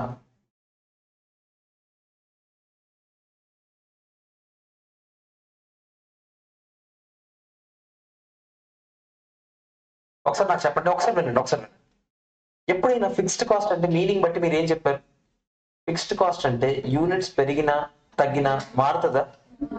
So fixed cost per unit same ఉంటుందా, టోటల్ సేమ్ ఉంటుందా? ఆ క్వశ్చన్ అర్థమైందా? ఫిక్స్డ్ కాస్ట్ ఒక్కొక్క యూనిట్ కి ఫిక్స్డ్ కాస్ట్ సేమ్ గా ఉంటుందా, లేకపోతే టోటల్ ఫిక్స్డ్ కాస్ట్ ఎప్పుడైనా సేమ్ ఉంటుందా? టోటల్ ఫిక్స్డ్ కాస్ట్ ఎప్పుడైనా సేమ్ ఉంటుంది. అవునా కదా? ఎగ్జాంపుల్ తీసుకుందాం. నేను రెంట్ 50,000 కడుతున్నాను అనుకుందాం. నాకు 10 మంది ఒక హద్దు వరకు నాకు 10 మంది, ఈ స్టూడెంట్ క్లాస్ కెపాసిటీ 50 మంది అనుకుందాం. ఒక స్టూడెంట్ వచ్చినా నేను ఎంత కట్టాలి? 50,000 రెంట్ కట్టాలి. ఇద్దరు వచ్చినా 50,000 కట్టాలి. 10 మంది వచ్చినా 50,000 కట్టాలి. 50 మంది వచ్చినా 50,000 కట్టాలి. సో టోటల్ ఫిక్స్డ్ కాస్ట్ ఎప్పుడైనా మారుతుందా? మారట్లేదు. మరి పర్ యూనిట్ ఫిక్స్డ్ కాస్ట్ ఏమవుతుంది చెప్పండి. ఒక స్టూడెంట్ వచ్చాడు, నేను 50,000 రెంట్ కట్టాను. పర్ స్టూడెంట్ కి రెంట్ ఎంత అయిందిరా అని ఎవడైనా అడిగాడు అనుకోండి, నేనేం చెప్తాను? 50,000. ఇద్దరు వచ్చారు, 50,000 కట్టాను. పర్ స్టూడెంట్ కి ఎంత అయింది చెప్పండి. ముగ్గురు వస్తే అది 50/3 16,667 ఎంత వస్తుంది. నలుగురు వస్తే 12,500 12,500 అలా. అంటే బేసిక్ గా నెంబర్ ఆఫ్ స్టూడెంట్స్ పెరిగే కొద్దీ ఫిక్స్డ్ కాస్ట్ పర్ యూనిట్ ఏమవుతుందిరా? ఇప్పుడు మీరే చెప్పారు, ఒక స్టూడెంటే వస్తే పర్ స్టూడెంట్ కి 50,000 అయిందని చెప్పారు. అదే ఇద్దరు స్టూడెంట్స్ వస్తే పర్ స్టూడెంట్ కి ఎంత అయిందంటే మీరు ఏం చెప్పారు? తగ్గిందా లేదా చెప్పండి. సో నెంబర్ ఆఫ్ యూనిట్స్ పెరిగే కొద్దీ పర్ యూనిట్ కాస్ట్ తగ్గుతుందా అనొచ్చా? సో ఫిక్స్డ్ కాస్ట్ కి పర్ యూనిట్ కి ఏ రిలేషన్ ఉందంటే ఇన్వర్స్ రిలేషన్ ఉందని అనొచ్చా? ఇన్వర్స్ రిలేషన్ అంటే ఇది పెరిగితే తగ్గుతుంది, ఇది తగ్గితే ఇది పెరుగుతుంది. అంతేనా కదా? చెప్పండి రా. ఇప్పుడు నేను వేరియబుల్ కాస్ట్ గురించి మాట్లాడతాను. ప్రతి స్టూడెంట్ కి నేను బుక్స్ ఇవ్వాలనుకుంటున్నాను. ప్రతి స్టూడెంట్ ఒక్కొక్క బుక్ కొన్నాను నేను కొనేసి తెచ్చేవ్వాలి మీకు. ఒక్కొక్క బుక్ నేను కొన్నాను 1000 రూపాయలు అవుద్ది అనుకుందాం కాసేపు. ఓకేనా? పర్ స్టూడెంట్ కొత్తగా ఒకరు జాయిన్ అయిన వెంటనే నాకు వేరియబుల్ కాస్ట్ పర్ యూనిట్ మారిపోద్దా? ఎంతమంది స్టూడెంట్స్ జాయిన్ అయితే టోటల్ గురించి నేను మాట్లాడలేదు. పర్ స్టూడెంట్ కి నేను ఇచ్చే బుక్ కాస్ట్ ఎప్పుడైనా 1000 రూపాయలు ఉంటుందా లేదు? అఫ్ కోర్స్ ప్రాక్టికల్ గా ఇది జరగకపోవచ్చు, ఎందుకంటే బల్క్ లో పర్చేస్ చేసే కొద్దీ కాస్ట్ తగ్గొచ్చు. బట్ కాసేపు అలాంటివి ఏవి లేవనుకుందాం. ఓకేనా? ప్రతి స్టూడెంట్ కి రిజిస్ట్రేషన్ ఫీజు అనుకుందాం, ఎంతమంది చేయించినా 20,000 అనుకుందాం కాసేపు. ఓకేనా? సో ప్రతి స్టూడెంట్ జాయిన్ అయ్యే కొద్దీ 20,000 పెట్టాలి. మళ్ళీ ఒకరు జాయిన్ అయితే మళ్ళీ 20,000 పెట్టాలి. మళ్ళీ ఒకరు జాయిన్ అయితే మళ్ళీ 20,000 పెట్టాలి. పర్ స్టూడెంట్ కి ఎప్పుడైనా వేరియబుల్ కాస్ట్ మారుతుందా? పర్ స్టూడెంట్ కి, టోటల్ కాదు, పర్ స్టూడెంట్ కి మారుతుందా? మారట్లేదు. సో పర్ యూనిట్ కి ఎప్పుడైనా వేరియబుల్ కాస్ట్ సేమ్ ఉంటుంది. సింపుల్ రా. ఒక కేజీ చికెన్ బిర్యానీ కావాలంటే 1/2 కేజీ చికెన్ వాడుతున్నాను అనుకోండి, కాసేపు అంత వేస్తారా? నేను వేస్తున్నాను. 1 కేజీ చికెన్ బిర్యానీలో 1/2 కేజీ చికెన్ వాడుతున్నాను. నాకు ఎన్ని చికెన్ బిర్యానీలు ఆర్డర్ వస్తే నేను అన్ని 1/2 కేజీలు వాడాలా లేదా చెప్పండి. సో పర్ చికెన్ బిర్యానీకి, కానీ పర్ చికెన్ బిర్యానీకి 1/2 కేజీ చికెనే కదా వాడుతున్నాను. అవునా కదా చెప్పండి. నేను పర్ యూనిట్ కడుగుతున్నా. పర్ చికెన్ బిర్యానీకి ఎప్పుడైనా 1/2 KG chicken, 1/2 KG chicken, 1/2 KG chicken, 1/2 KG chicken. అవునా కదా చెప్పండి. సో పర్ యూనిట్ కి ఎప్పుడైనా సేమ్ ఉంటుందా, డిఫరెంట్ ఉంటుందా? సేమ్ ఉంటుంది. పర్ యూనిట్ కి సేమ్ ఉంటుంది. కానీ టోటల్ గా ఆలోచించండి, ఎన్ని బిర్యానీలు ఆర్డర్ వస్తే అన్ని 1/2 కేజీలు ఇవ్వాలి. అలాగే ఎంతమంది స్టూడెంట్స్ వస్తే అంత 1000 రూపాయలు ఖర్చు పెట్టాలి. అంటే నెంబర్ ఆఫ్ స్టూడెంట్స్ పెరిగే కొద్దీ టోటల్ వేరియబుల్ కాస్ట్ ఏమవుతుంది? పెరుగుతుంది. నెంబర్ ఆఫ్ స్టూడెంట్స్ తగ్గే కొద్ది టోటల్ వేరియబుల్ కాస్ట్ ఏమవుతుంది, తగ్గుతుంది. సో ఈసారి ఏ రిలేషన్ ఉందిరా, మీకు అర్థమవుతుందా? డైరెక్ట్ రిలేషన్ మీనింగ్ ఏంట్రా, టింగ్ టింగ్ టింగ్ డింగ్. ఓకేనా కదా, చెప్పండి, క్లియరా కదా? టింగ్ టింగ్ టింగ్ డింగ్, ఇందాకలా టింగ్ డింగ్. మీకు అర్థమైందా లేదా చెప్పండి, ఓకేనా? ఇందాక ఇన్వర్స్ రిలేషన్ రా, ఇప్పుడు డైరెక్ట్ రిలేషన్. ఓకేనా? ఇది మన బంగారు టీం. దీన్ని లాగా రాసుకున్నామా అర్జెంట్. ఇది దీని ఉపయోగం ఎంత ఉంటుందో మీరు ఇప్పుడు చూస్తారు ఫ్యూచర్. ఓకేనా? సో ఇది లా రాసుకోండి. మీకు ఎప్పుడైనా సరే ఎవడైనా ఫిక్స్డ్ కాస్ట్ వేరియబుల్ కాస్ట్ గురించి అడిగితే కళ్ళు మూసుకుని ఇది గీసేయగలరా? ఓకేనా? సార్ మరి మీరెందుకు గీలేదు ఇందాక ఆలోచించారంటే నేను ఏదో ఆలోచించాను, మీరు మాత్రం వెంటనే గీసారు. ఓకేనా? మళ్ళీ చెప్తున్నా,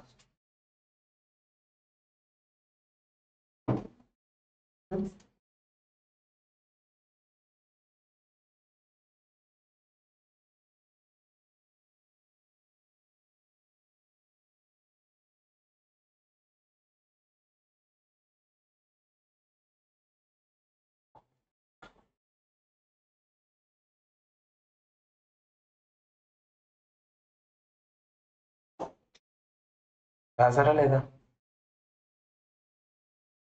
ఒకసారి నాకు చెప్పండి రా. Fixed cost per unit same ఉంటుందా ఉండదా? ఉండదు. ఫిక్స్డ్ కాస్ట్ పర్ యూనిట్ ఎప్పుడైనా ఇన్వర్స్ రిలేషన్ లో ఉంటుంది. అంటే ఏంట్రా, నెంబర్ ఆఫ్ యూనిట్స్ పెరిగే కొద్దీ ఫిక్స్డ్ కాస్ట్ పర్ యూనిట్ ఏమవుద్ది, తగ్గుతుంది. పర్ యూనిట్ తగ్గుతుంది. నెంబర్ ఆఫ్ యూనిట్స్ తగ్గే కొద్దీ ఫిక్స్డ్ కాస్ట్ పర్ యూనిట్ ఏమవుద్ది, పెరుగుతుంది. మరి టోటల్ ఫిక్స్డ్ కాస్ట్ ఎప్పుడైనా ఎలా ఉంటుంది, సేమ్. మరి వేరియబుల్ కాస్ట్ టోటల్ సేమ్ ఉంటుందా? మరి ఏది సేమ్ ఉంటుంది వేరియబుల్ కాస్ట్ లో, పర్ యూనిట్ సేమ్ ఉంటుంది. Total variable cost direct relationship ఉంటుంది. అంటే ఏంటి, నెంబర్ ఆఫ్ యూనిట్స్ పెరిగే కొద్దీ టోటల్ వేరియబుల్ కాస్ట్ ఏమవుతుంది, పెరుగుతుంది. అర్థమైందా లేదా చెప్పండి, క్లియరా కాదు? ఎవరికైనా ఏమైనా డౌట్ ఉందా? ఓకే కదా, ఇది రాసుకున్నారు కదా. నెక్స్ట్ నాకు డౌట్ రా, ఒకసారి జాగ్రత్తగా. ఇప్పుడు నేను అన్నాను 100 యూనిట్లు తయారు చేయాలంటే, జాగ్రత్తగా విని చెప్పండి నాకు, 100 యూనిట్లు తయారు చేయాలంటే 1000 రూపాయలు అవుతుంది. 200 యూనిట్లు తయారు చేయాలి, ఒక ఖర్చు ఉంది, అదే ఖర్చు తెలియదు, సమ్ XYZ కాస్ట్, అదే కాస్ట్ నేను చెప్పట్లేదు. 200 యూనిట్లు తయారు చేస్తే 2000 రూపాయలు ఖర్చు అవుతుంది అని చెప్పాను. ఆ ఖర్చు ఫిక్స్డ్ కాస్టా వేరియబుల్ కాస్టా మీరు చెప్పగలరా ఇప్పుడు? ఆ డౌట్ అర్థమైందా? ఒక కాస్ట్ ఉంది, 100 యూనిట్స్ తయారు చేస్తే 1000 రూపీస్ అవుతుంది, 200 యూనిట్స్ తయారు చేస్తే 2000 రూపీస్ అవుతుంది. ఇది ఫిక్స్డ్ కాస్టా వేరియబుల్ కాస్టా సెమీ వేరియబుల్ కాస్టా నేను క్వశ్చన్ అడిగాను. ఎలా చెప్పారు వేరియబుల్ కాస్ట్ అని? అంటే ఇది నెంబర్ ఆఫ్ యూనిట్స్ పెరిగే కొద్దీ అదేమవుతుంది, పెరుగుతుందా లేదా చెప్పండి. పర్ యూనిట్ కి మీరు చెక్ చేస్తే కావాలంటే, ఎప్పుడైనా వేరియబుల్ కాస్ట్ అంటే మన గోల్డెన్ టేబుల్ ఏం చెప్పింది, పర్ యూనిట్ కి ఎప్పుడైనా ఏముండాలి, సేమ్ ఉండాలి. కాబట్టి చెక్ చేస్తే ఇక్కడ పర్ యూనిట్ ఎంతరా, 10 రూపీస్. ఇక్కడ కూడా పర్ యూనిట్ ఎంతరా. సో దీన్ని మనం ఏమని డిసైడ్ చేయొచ్చు, వేరియబుల్ కాస్ట్ అని డిసైడ్ చేయొచ్చు. ఎవరికైనా ఏమైనా అభ్యంతరాలు ఉన్నాయా? ఓకే కదా. నెక్స్ట్ ఇంకోటి ఉంది, 100 యూనిట్స్ తయారు చేస్తే 1000 రూపీస్ అవుతుంది, 200 యూనిట్స్ తయారు చేసినా కూడా 1000 రూపీస్ అవుతుంది. XYZ cost. నా ఉద్దేశం బాబు ఇది టోటల్ కాస్ట్. ఓకేనా, ఇది టోటల్ కాస్ట్. ఓకేనా, చెప్పండి రా, ఇది ఏ కాస్ట్ అని అడిగాను అనుకోండి, మీరు ఏం చెప్తారు, ఫిక్స్డ్ కాస్ట్. ఎందుకు, టోటల్ ఎప్పుడైనా సేమ్ ఉంటే దాన్ని ఏమంటాం, ఫిక్స్డ్ కాస్ట్ అంటాం. కాబట్టి పర్ యూనిట్ ఎప్పుడైనా సరే పెరిగే కొద్ది ఏమవ్వాలి, ఫిక్స్డ్ కాస్ట్ తగ్గాలి లేదా చెప్పండి. 1000/100 అంత 10 రూపాయలు, బట్ 1000/200 అంత 5 రూపాయలు. మీరు గమనించారా, 100 నుంచి 200కి వెళ్ళే కొద్దీ అది 10 నుంచి ఎక్కడికి వచ్చింది, 5 రూపాయలకి వచ్చింది. సో దీన్ని మనం ఏమనొచ్చు, ఫిక్స్డ్ కాస్ట్ అనొచ్చా, అనొచ్చా లేదా చెప్పండి రా. ఇప్పుడు రా జాగ్రత్తగా, ముందు ఈ రెండు రాసేయండి ఫస్ట్, ఈ రెండు రాసేయండి ఫస్ట్. ఎగ్జాంపుల్స్ అని రాసుకోండి, రాసుకోండి, ఇది రాసుకోండి. ఎగ్జాంపుల్స్ అని చెప్పి ఇది రాసుకోండి.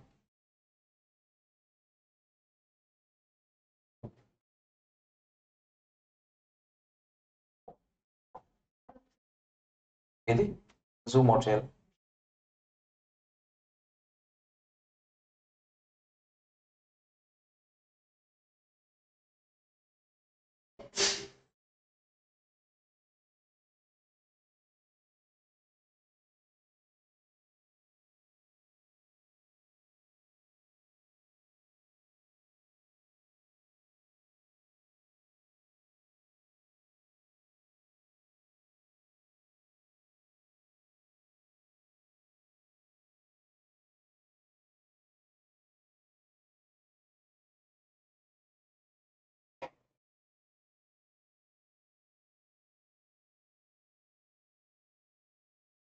ఎందుకు దీన్ని వేరియబుల్ కాస్ట్ అన్నా కూడా మీరు రాయాలి కింద. ఎందుకు చెప్పండి నేను దీన్ని వేరియబుల్ కాస్ట్ అన్నాను?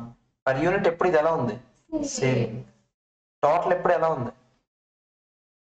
టోటల్ ఎప్పుడు ఎలా ఉంది? Direct relation. మారింది నాకు తెలుసు. Direct relation, inverse relation. Direct relation అయినా ఎందుకు చెప్పండి? 100 నుంచి 200కి వెళ్ళే కొద్ది అది ఏమైంది? 1000 నుంచి 2000కి వచ్చిందా లేదా చెప్పండి. మరి ఇక్కడ ఏమని రాయాలి? Fixed cost. టోటల్ ఎప్పుడైనా ఎలా ఉంది? సేమ్.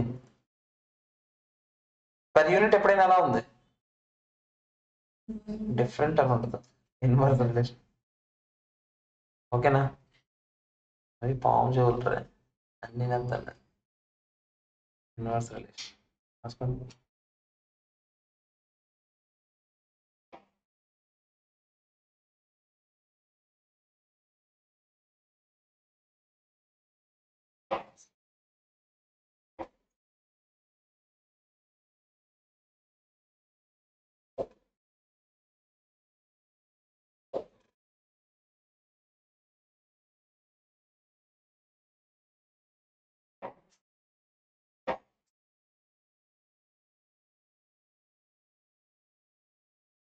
ఓకేనా ఫ్రెండ్స్?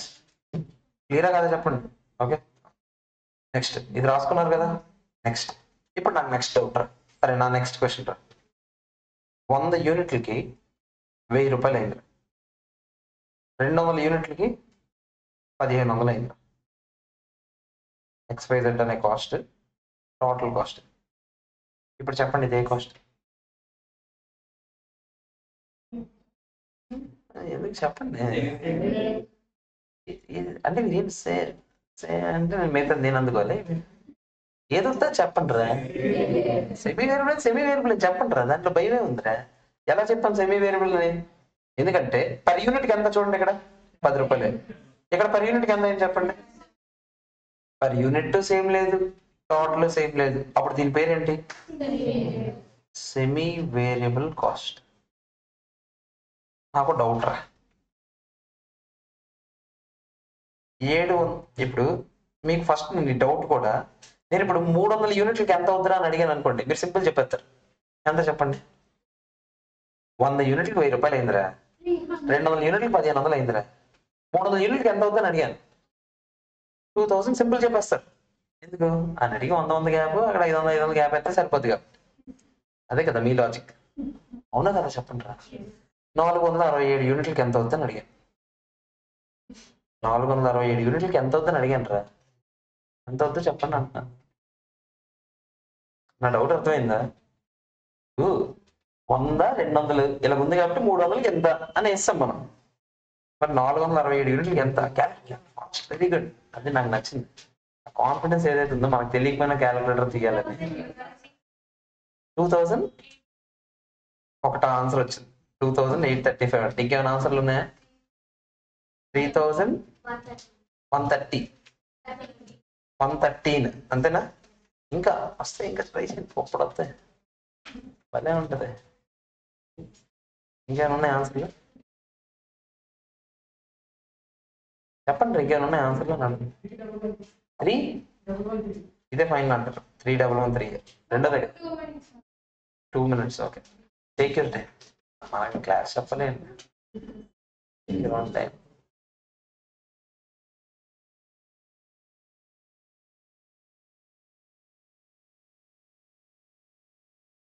తెగ క్రాస్ మల్టిప్లికేషన్ రూల్ వాడేస్తున్నారే. 100కి 1000 అంట, క్రాస్ మల్టిప్లికేషన్ చేసేస్తే వచ్చేస్తే ఒక్కొక్క దాంతో చేస్తే ఒక్కొక్కటి వస్తుంది. చేసి దీంతో చేస్తా.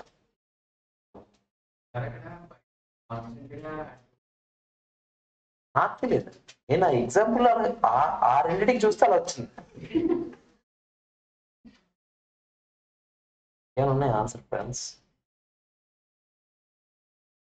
లేదా చెప్పండి రా. ఇంతేనా ఆన్సర్? లేదు, మనం చేద్దాం ఇప్పుడు ఒకసారి. 100 యూనిట్లకి ఎంత అయిందిరా? నా క్వశ్చన్ ఏంటి? 100 యూనిట్లకి 1000 కదా. అరే 100 యూనిట్లకి 1000 అయిందంటే సెమీ వేరియబుల్ కాస్ట్ అంటే మీనింగ్ ఏంట్రా? ఆగండి ఫస్ట్, ఆగండి. సెమీ వేరియబుల్ కాస్ట్ ఇచ్చేటప్పుడు వేరియబుల్ కాస్ట్ పర్ యూనిట్ విడదీయాలనుకోండి, దానికి formula difference in total cost divided by difference in total units. ముందు నేను చూపిస్తాను, చూపించాక నేను అది ఎలా వచ్చిందో చెప్తాను. ఓకేనా, కంగారు పడకండి. ఇప్పుడు మీరు నా చెప్పండి, నేను 2 ఇచ్చాను, 100కి 200కి ఎంత అని చెప్పాను నేను ఏం చెప్పాను, ఇందులో వేరియబుల్ కాస్ట్ దాగుంది, ఫిక్స్డ్ కాస్ట్ దాగుంది. ఎలా విడదీద్దాం అని చెప్పాను నేను, డిఫరెన్స్ ఇన్ టోటల్ కాస్ట్ అంటే 1500 minus 1000 divided by difference in total units అంటే 200 మైనస్ 100 ఎంత చెప్పండి అప్పుడు, 5 రూపీస్ పర్ యూనిట్ అయినా. ఇదేంటంట, వేరియబుల్ కాస్ట్ అంట, ఇందులో దాగున్న వేరియబుల్ కాస్ట్ అంట. చూద్దాం కంగారొద్దు.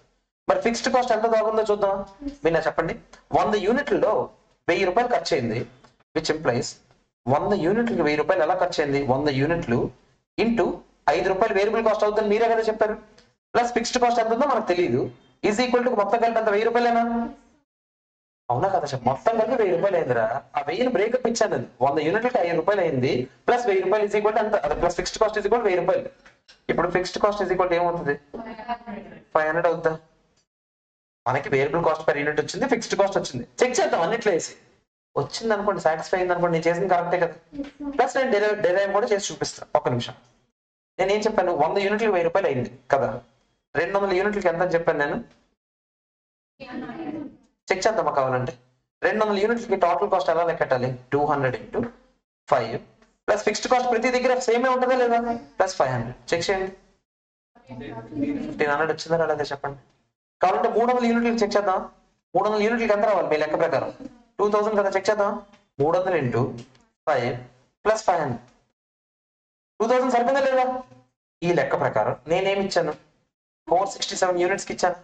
అప్పుడు మీరు ఎలా లెక్కటాలి, 467 ఇంటూ 5 ప్లస్ 500 ఎంత చెప్పండి, 28.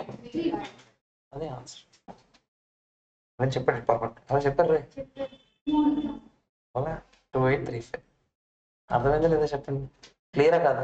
ఇప్పుడు సార్ అదేదో చేశారు కదా, ఇదేదో ఫార్ములా అని, ఇది అది ఎలాగ ఫార్ములా అవుద్ది, నాకు డౌట్గా ఉంది అని మీకు డౌట్ ఉండొచ్చు. ఇప్పుడు నేను చెప్తాను ఆ ఫార్ములా, నాకు ఒకటి చెప్పండి రా. అరే మీ దగ్గర 100 యూనిట్లకి ఎంత అవుద్దని చెప్పారు మీరు, 1000. 200 యూనిట్లకి ఎంత అవుద్దని చెప్పారు మీరు, 1500. ఒరే నాకు ఒకటి చెప్పండి, 100 యూనిట్లకి 1000 రూపీస్ అయిందంటే నేను ఇలా అనొచ్చా, 100 units into variable cost per unit plus fixed cost is equal to 1000 అనొచ్చా లేదా, నేను అనొచ్చా లేదా చెప్పండి. మరి 1500కి ఈక్వేషన్ ఎలా రాయాలరా, 200 units into variable cost per unit ఎప్పుడైనా సేమ్ ఉంటుందా లేదా చెప్పండి. పర్ యూనిట్ గోల్డెన్ బాక్స్ తీయండి, అందులో వేరియబుల్ కాస్ట్ పర్ యూనిట్ ఎప్పుడు సేమ్ ఉంటుందని చెప్పానా. So variable cost per unit plus fixed cost ఎప్పుడు టోటల్ సేమే ఉంటుందా. నేను ఇక్కడ రాసిన టోటలే కదా ఇందాక నుంచి, అవునా కదా చెప్పండి. ఈజ్ ఈక్వల్ టు 1500 అయినా చెప్పండి రా. ఇది బి అనుకుందాం, ఇది ఏ అనుకుందాం, బి మైనస్ ఏ చేస్తున్నాను నేను, ఏమవుతుంది చెప్పండి రా. దీనికి ఇది పోద్దా చెప్పండి రా, total fixed cost minus total fixed cost, ఇది మైనస్ ఇది అంటే కామన్ ఏం తీయొచ్చు రా ఈ రెండిట్లో, variable cost per unit common తీసాను అనుకోండి, 200 మైనస్ 100 అయినా ఈజ్ ఈక్వల్ టు 1500 మైనస్ 1000 అయినా. తెలీదా మీకు, 200 మైనస్ 100 వేసేయచ్చు కదా డైరెక్ట్ గా. నాకు తెలుసు ఎందుకు వెళ్ళి చెప్తాను కంగారు. Variable cost per unit is equal to ఏమవుతురా, 1500 మైనస్ 1000 డివైడెడ్ బై 200 మైనస్ 100 అయినా. 1500 1000 ఏంట్రా, టోటల్ కాస్ట్ అయినా. సో దీన్ని నేను డిఫరెన్స్ ఇన్ టోటల్ కాస్ట్ అనొచ్చా, డివైడెడ్ బై 200 100 ఏంట్రా. సో నేను దీన్ని డిఫరెన్స్ ఇన్ యూనిట్స్ అనొచ్చా. నాకేమొచ్చింది, వేరియబుల్ కాస్ట్ పర్ యూనిటే కదా వచ్చింది, అదే కదా నేను ఇక్కడ రాశాను. అర్థమైందా, ఓకేనా. ప్రతిసారి మనం ఎగ్జామ్ లో ఇలా ఇదంతా డెరైవ్ చేసుకోలేము. మీరు ఏం చేయాలి, డైరెక్ట్ గా variable cost, semi variable cost లో వేరియబుల్ కాస్ట్ ని విడదీయాలంటే ఏం చేస్తే వస్తుంది, వేరియబుల్ కాస్ట్ విడదీయాలంటే difference in total units, difference in total cost divided by difference in total units అంటే యాజ్ సింపుల్ యాజ్ దట్. దాన్ని తీసుకెళ్లి మనం ఎక్కడో దగ్గర సబ్స్టిట్యూట్ చేస్తే మనకు ఆటోమేటిక్ ఏ వచ్చేస్తుంది, ఫిక్స్డ్ కాస్ట్ వచ్చేస్తుంది. ఎక్స్లు వైలు మనం తీసుకెళ్లి ఎక్స్ కనుక్కున్న తర్వాత ఎక్స్ తీసుకెళ్లి ఎక్కడో దగ్గర సబ్స్టిట్యూట్ చేస్తే ఈక్వేషన్ లో మనకు వై వస్తుంది కదా, అదే చేసింది. అర్థమైందా లేదా చెప్పండి, క్లియరా కదా. సో ఒక బాక్స్ పెట్టుకోవాలి, ఎక్కడి నుంచి రాయాలి, ఇక్కడ నుంచే కదా రాయాల్సింది. ముందు ఇది వేరియబుల్ కాస్ట్ అని రాశాడు ఫస్ట్, సెమీ వేరియబుల్ కాస్ట్ రాసారు ఇది ముందు ఇది రాయండి ఫస్ట్.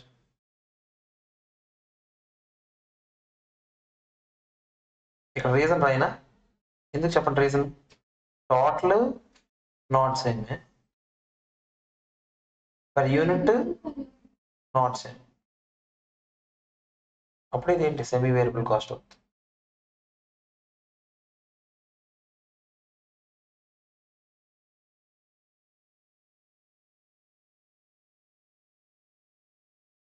ఇంకా మీకు ఇప్పుడు 3 రకాలు ఇచ్చాడు అనుకోండి.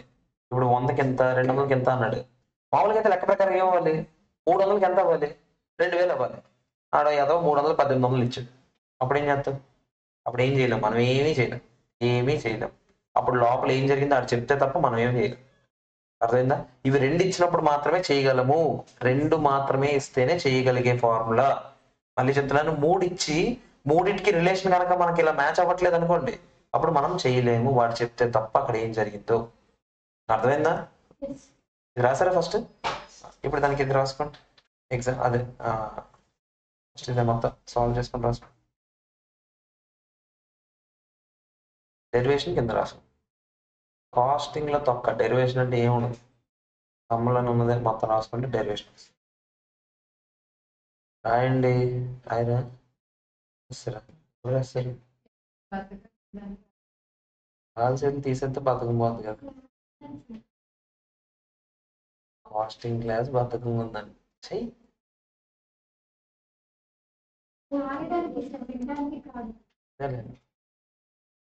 అని మా సైడ్ ఏమంటారు తెలుసా. మా సైడ్ ట్యూబ్ తెలుగులో ఏమంటారు.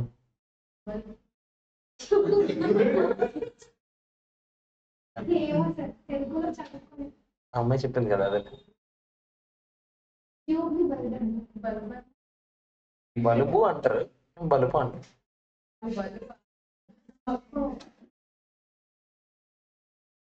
రాసరా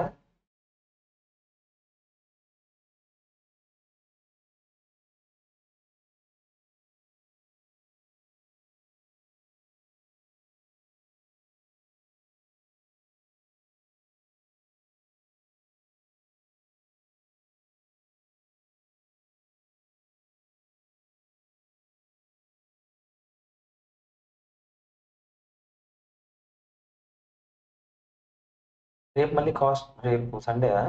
సండే లేదుగా క్లాస్.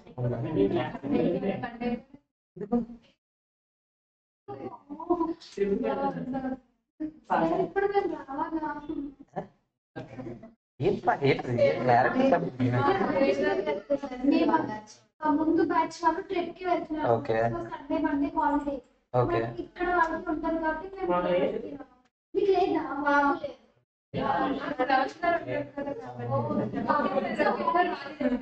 హాలిడే అన్న అల్టిమేట్ గా చెప్పొచ్చు కదా నాకు ఈ సొల్లు సరే హాలిడే అంతేనా. ఓకే ఎంజాయ్ పండుగ. ప్రతి మంది వీడియో చూసే పరిగెట్టుకుని వచ్చి డౌట్ కానీ ఇంకో 2 రోజుల తర్వాత వీడియో వస్తుంది మిగతా వీడియో. ముందు రాయండి ఫస్ట్ రాసారా.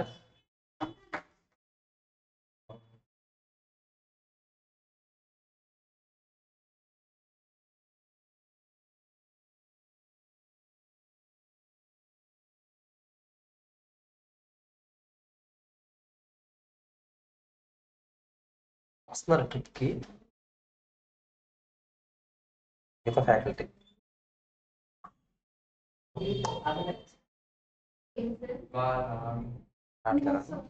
మేము చదువుకుంటాం సార్. ఈ గురించి కాదు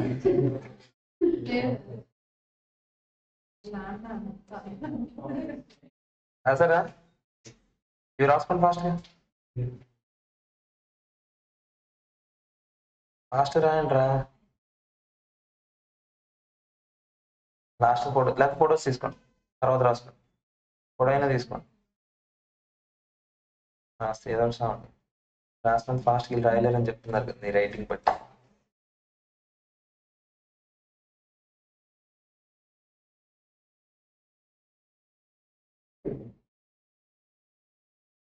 రాసారా. డెరివేషన్ మాత్రం రాసుకోండి. ఫోటో అయినా తీసుకోండి, తర్వాత బ్రేక్లో రాసుకోండి. ఆన్లైన్ వాడు పాజ్ చేసి రాసుకోండి. పాజ్ పర్లేదు, పాజ్ ఆప్షన్ ఉంటుంది అక్కడ, నాకు తెలుసు. రాసిన ఫాస్ట్ ఫోటో ఓకేనా? ఇది ముందే తీసారా? ఇది తీసుకున్నారా?